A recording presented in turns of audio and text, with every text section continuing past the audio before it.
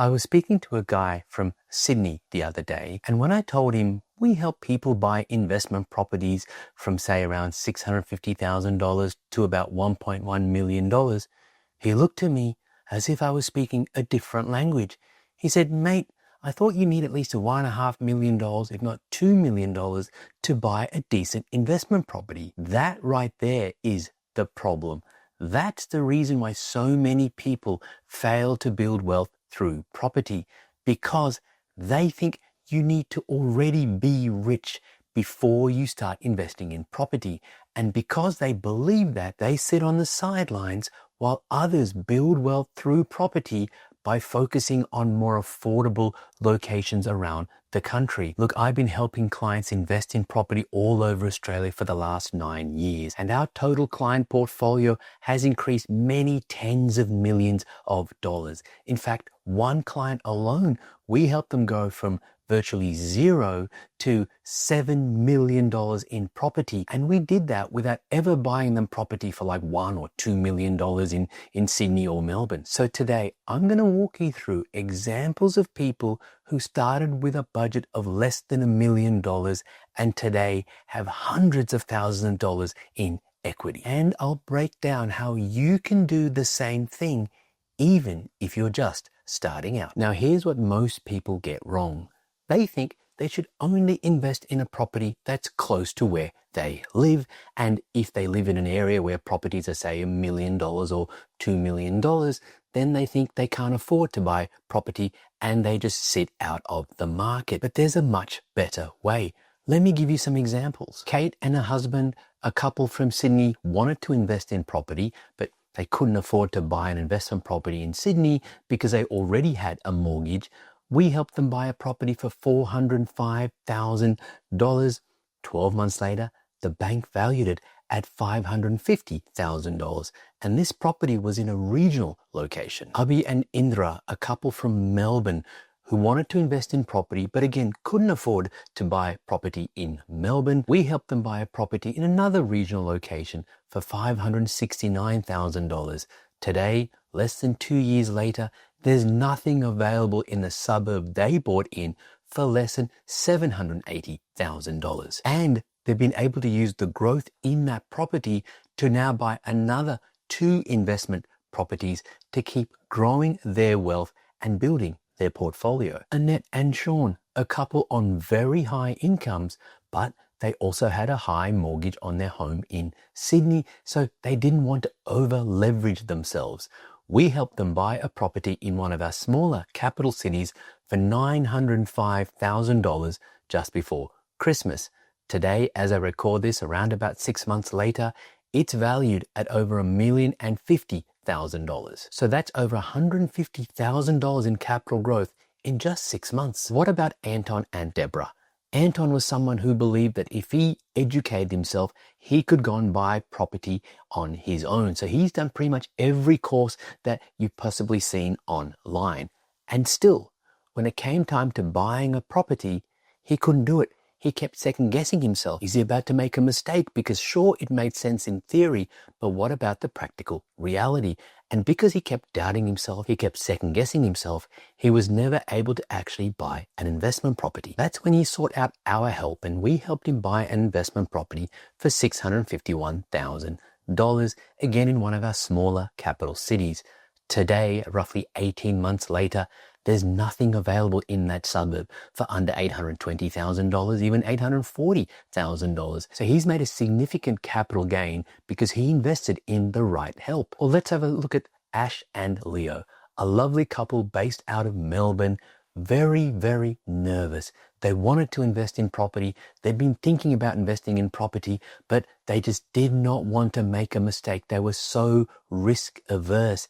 And yet they found that the longer they waited, what was happening to property prices? Prices were just rising, and they were worried that they were going to be priced out. They sought out our help, and we helped them first buy one property at $560,000. 12 months later, that property had risen by over $100,000, and we helped them then take the equity out of that property and buy a second investment property. Now they've got 2 investment properties that have both risen in value, and they're planning on buying number 3. Then we had Dinny, someone who took action and bought an investment property on his own. And yes, it rose in value slightly. But when he looked around at how much other areas had risen in value, other areas that he could have bought in, he realized that the opportunity cost for him of buying in the wrong area was around $200,000. He didn't want to make that mistake again, so he sought out our help. And we helped him buy a property for $530,000. He was so nervous, he thought, oh, maybe he should be buying property for less. Was he buying in the right area? But he couldn't refute the data that we provided. Today, less than 2 years later, that property he bought for $530,000, it's risen in value by over $200,000. Then there was David, a single dad who was so nervous. He kept saying, Nero, I can't afford to get this wrong. It's just me looking after my 2 kids. My wife is no more, and I know I've got to do something, but I cannot afford to get this wrong. We helped him buy a property for $553,000 in July of 2023. Today, 2 years later, there's nothing available in the suburb he bought in for less than $780,000. Or finally, we have Yakep, a time-poor doctor who's working long hours, a hard worker. Yes, he was on a good income, but he realized he could not keep working those long hours consistently for many years to come. And even if he did, he wasn't sure what exactly he'd have to show for it, because yes, he might have paid off his home, but what else? He knew he needed to start taking his higher income and directing it into investment properties, but he didn't have the time or the know-how to be able to do that. He enlisted our help, and within 3 years, he had a 5-property portfolio without touching an expensive property in Sydney or buying anything for even over $800,000, let alone over $1 million. Now, why am I giving you all those examples? Because I want to show you that you don't need a 7-figure bank balance to start investing in property. You don't need to wait until you can afford $1 million or $2 million before you look to invest in property. But you do need to start looking in areas that maybe your friends and your family are not looking into. Areas that are coming up online as strong investor hotspots. You don't want to be buying in those areas. Instead, you want to invest like the people who win. And the people who win focus on the fundamentals. They're buying in areas where affordability is strong for the current crop of owner-occupiers. Let me repeat that. We're talking about areas where affordability is strong for the current crop of owner-occupiers. So people who are actively looking to buy right now. And how do you know if properties are affordable for owner-occupiers? You look at the market, you track who's buying, you look at on average how many people are making offers on properties. Some of the areas we're looking to buy in for clients, there are anywhere from 5 to 14 offers made on every single property being bought, and the vast majority of them are first home buyers and owner-occupiers, people looking to buy property in these areas to live. We're rarely ever competing with other investors because we're not buying for clients in investor hotspots. That's where a lot of other people are looking to buy, who are relying on kind of free research online. That's not where we're buying. We're buying in areas what we call owner-occupier hotspots, where people are looking to buy to live, because that's what's going to give you stronger price growth, especially that demand is stronger than supply. So look, if you're someone who has a borrowing capacity or only wants to spend somewhere between, say, $650,000 to $900,000, the key is not to wait until property prices drop in like Sydney or certain parts of Melbourne or even Brisbane, for example. The key is to look at larger regional centres or maybe some of our less expensive capital cities and focus on pockets where owner-occupiers are looking to buy and there's greater demand from them than the supply of available properties for sale. It's fundamental economics. When demand is higher than supply, prices will rise. And look, there's no stat online that's going to say demand is higher than supply in this area. That's where you need to go to. It doesn't quite work like that. You've got to look at the factors that increase demand. So what are we talking about? Well, we're talking about strong jobs growth. We're talking about good amenities like schools and things that will attract young families, shops, parks, those sorts of things. We're looking to see if the demand is already high from owner-occupiers, like I mentioned just a moment ago, because that will give you stronger confidence that prices are likely to rise. So focus on these fundamentals and look at areas outside of where you live, especially if your budget is say 650 to 900K. And the odds are that while prices have risen significantly in many areas, I expect prices are going to rise even more going forwards. So hopefully you've seen by now, you don't need to wait until you've got over $1 million or you can afford property for $1 or $2 million or more. You can get started now for as little as around about $650,000. And we're not talking about units in like high-rise apartment blocks.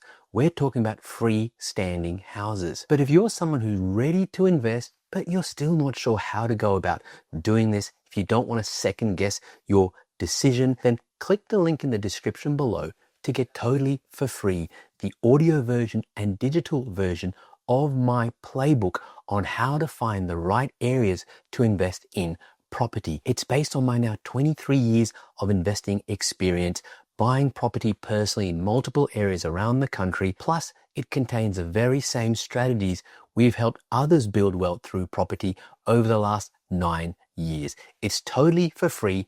Click the link below to grab your copy. But here's why this strategy could work even better. The strategy of focusing on areas that are more affordable outside of Sydney and say outside of the expensive pockets of say Melbourne or Brisbane. Because prices in those areas are actually set to rise significantly regardless of how much they've already increased in price. Now, why do I say that? Well, there are multiple factors. First of all, interest rates are falling and expected to keep falling for potentially the next 18 months. Now, what happens when interest rates fall? People's borrowing capacities increase. And when borrowing capacity increases, many people start to say, hey, maybe we could afford to buy our own home and stop renting if we maybe move out of some of the more expensive areas around Australia. They're going to move to areas that are more affordable for them, that are less expensive than our more expensive markets. That's going to increase demand in those areas because we have more people moving into those areas who can afford prices in those areas, which will drive prices higher. So interest rate movements is a big thing. Secondly, look at what the federal government is planning on doing from January of 2026. They're essentially allowing first home buyers to buy their first home for a 5% deposit and no lender's mortgage insurance.